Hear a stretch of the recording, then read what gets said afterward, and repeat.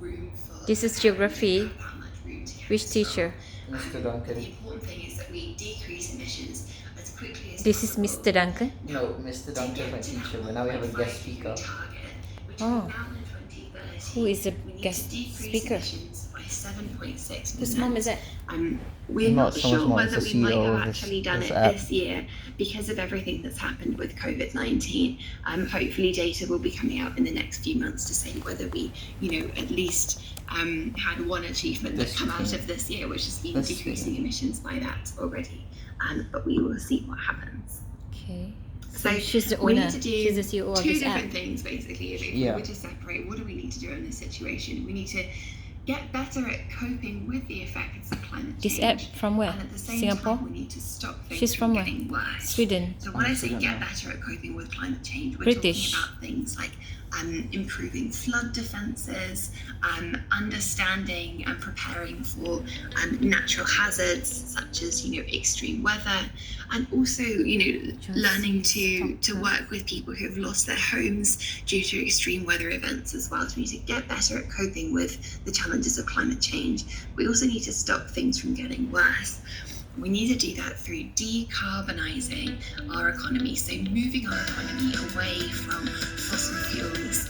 And that's the easiest way to do it, to look at things like renewable energies, replacing petrol cars with electric vehicles, and making sure that industry and infrastructure is updated so it's more efficient as well.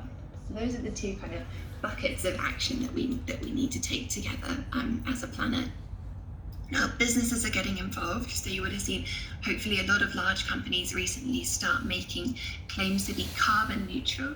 Now, when they say they're going to be carbon neutral, it means that they are going to, let's say that you emit 100 tons of CO2, basically means that you'd first of all try and decrease those 100 tons as much as you can, but you're still going to be left with some emissions that might be unavoidable.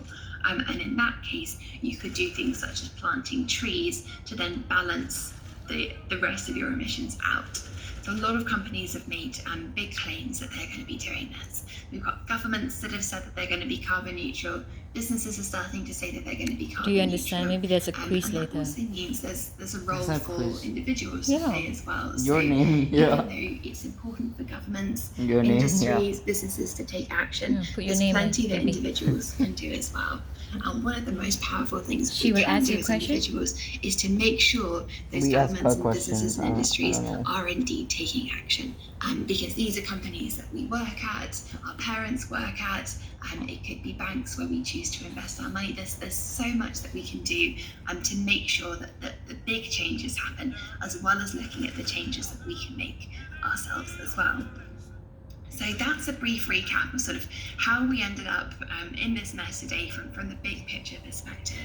I wanted to talk a little bit more about what difference we can make. I wanted to talk a little bit more about your own carbon footprint. So I don't know how familiar people are with the term carbon footprint, but what I've done here is I've taken an image of the average carbon footprint for somebody in the UK.